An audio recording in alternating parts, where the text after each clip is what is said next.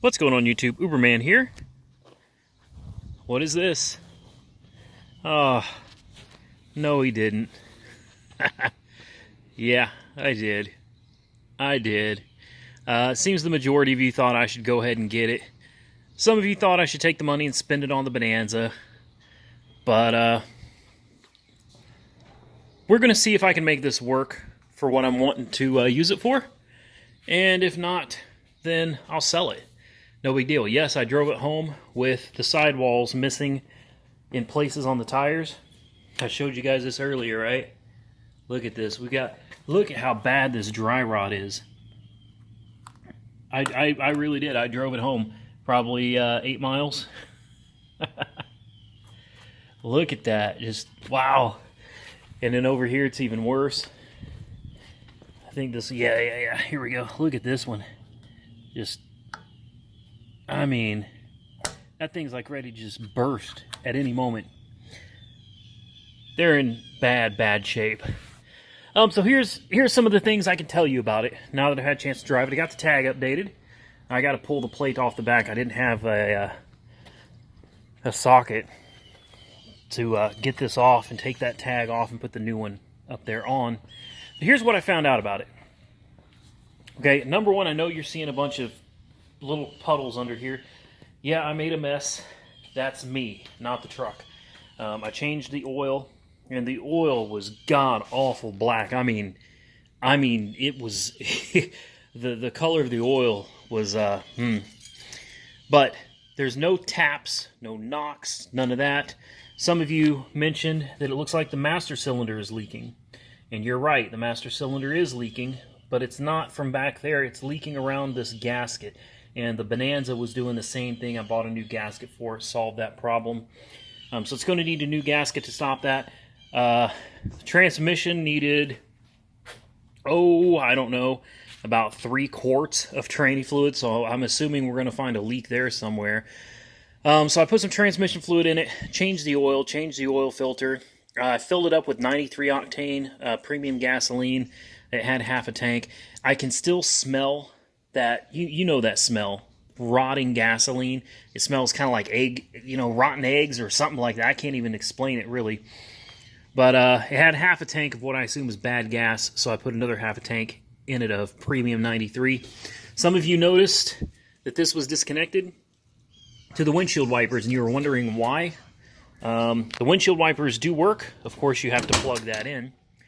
But the windshield wiper switch here, look, something's very wrong with it. Something's very wrong. We're going to have to replace that switch. So the windshield wipers are stuck in the on position. Another thing I noticed, we have our fuel tank selector here, rear and front. Unfortunately, that switch doesn't seem to do anything. The switch doesn't do anything. Like, the truck is running on the front tank, and it doesn't matter where you switch this to, it's always on the front tank. Fuel gauge doesn't change. Let's see if I can pull the keys out real quick. We'll do a quick startup.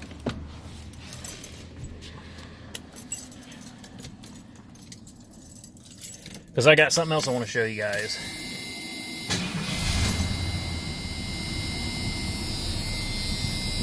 Alright, you see I've got the air conditioning down here on max, right?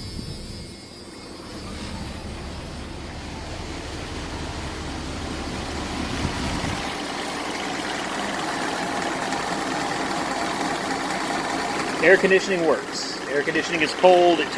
This thing holds 3 pounds, 4 ounces of Freon. That's a lot of cans of Freon, guys. Because each can is 12 ounces, 16 ounces in a pound. So it was actually just a little bit low. It was about 2.5 cans low. Some of you mentioned that this Schrader valve may be leaking where they converted it, and it absolutely is. And I know I'm going to have to take care of that, but for right now I just threw some Freon in it to check it out and make sure it works. And it does. It actually works pretty well. Now, you can see, I know it's probably noisy, but you can see that the engine is definitely got a little bit of a shake to it. So we've definitely got a miss. Oh yeah, for those of you that hadn't figured it out yet, I've moved into my new house. Isn't this just a beautiful neighborhood?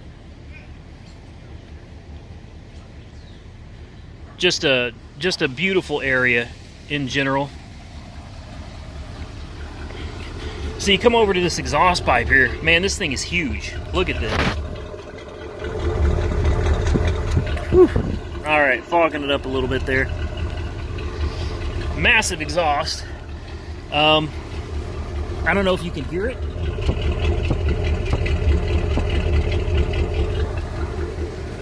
But you can hear we've got a little bit of a miss. It may just need a tune-up, you know, plugs, wires, the whole shebang. Or, what I think it probably is, there's a fuel filter down there. I think more than likely, I mean, it looks like it's got fairly new wires, coil wire. The cap doesn't look too new though. But my guess is we need to run the old fuel out of it before we go dumping money on anything here. Definitely get that old fuel run out of it and see if that makes any difference the way it runs. You can smell the gas, like you can smell it, especially when it's running. You can just, whoo, you can really smell it. We've got some play in the steering. We got a lot of slop here. This is slop right here. This is all slack in the steering. And I checked it, and while it does have, you know, the tie rods, the drag links and inner tie rods are kind of one and the same on this. There is a little bit of play in those, but not really much. The play seems to be from the steering gearbox, and I know there's an adjustment for that, but I'll probably just have to pay somebody to adjust that. The oil pressure, as you can see, and I know that buzzing is annoying. We're gonna get out of here in a minute. But you can see we have no oil pressure, none. It shows 0 oil pressure. So that sucks. But I can tell you that, I drove it home and I smashed on the gas just for fun, which I know I probably shouldn't have, but just for fun to see what it would do. And the gas pedal got stuck, floored. That was an interesting experience. But there's no tapping. There's no knocking. There's nothing that indicates to me that this thing is running on no oil pressure at all. Normally, you'd hear the valve start to tap, or you get a low-end knock at low RPMs. Nothing like that at all. So I don't believe the pressure gauge. Now, I'm not a Ford guy, never have been.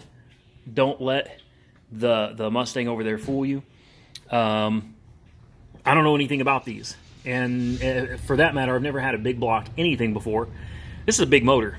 This is a big motor. If I were to keep it, I'd like to tear all the smog crap off, curve the distributor.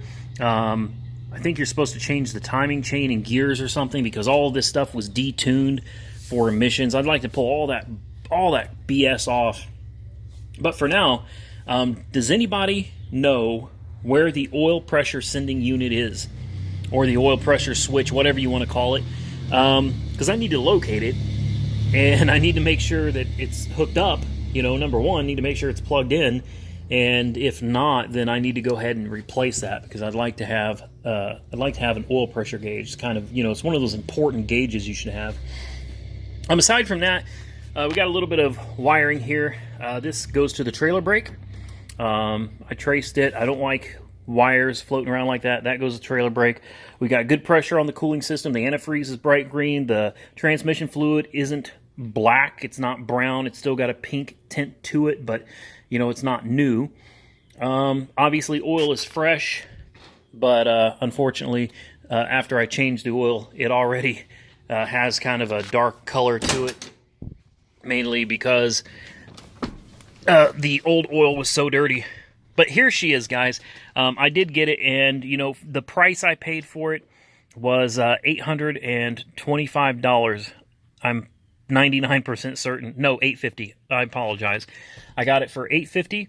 After Copart fees, it came out to $1,175. I got the tags done. The tags were like $68.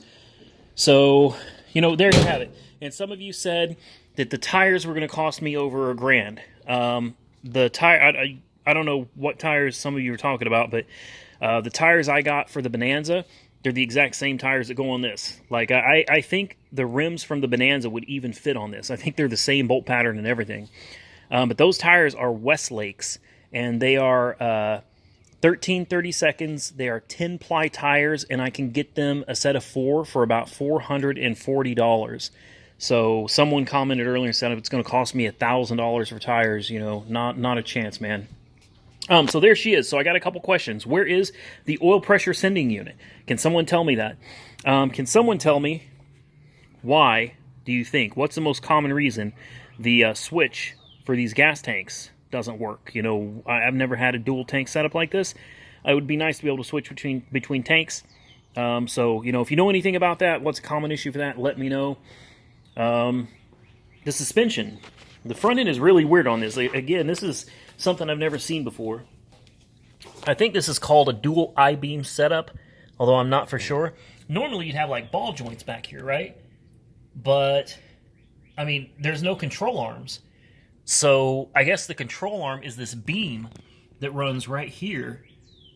I guess that's the control arm. I don't know. I've never seen a suspension like this before. It's definitely an older setup. But I know that it's going to need tie rods, and I know we're going to need to get that steering gear down there adjusted. Valve covers leak a little bit, not too bad. But I wanted to tell you guys the good, bad, and the ugly. Transparency. Now, what do you guys think? I bought it. What do you think of it?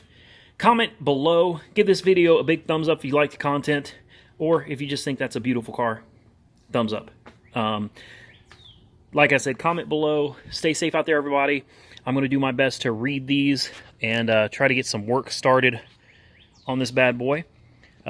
Stay safe out there, everyone. I'll catch you in the next one.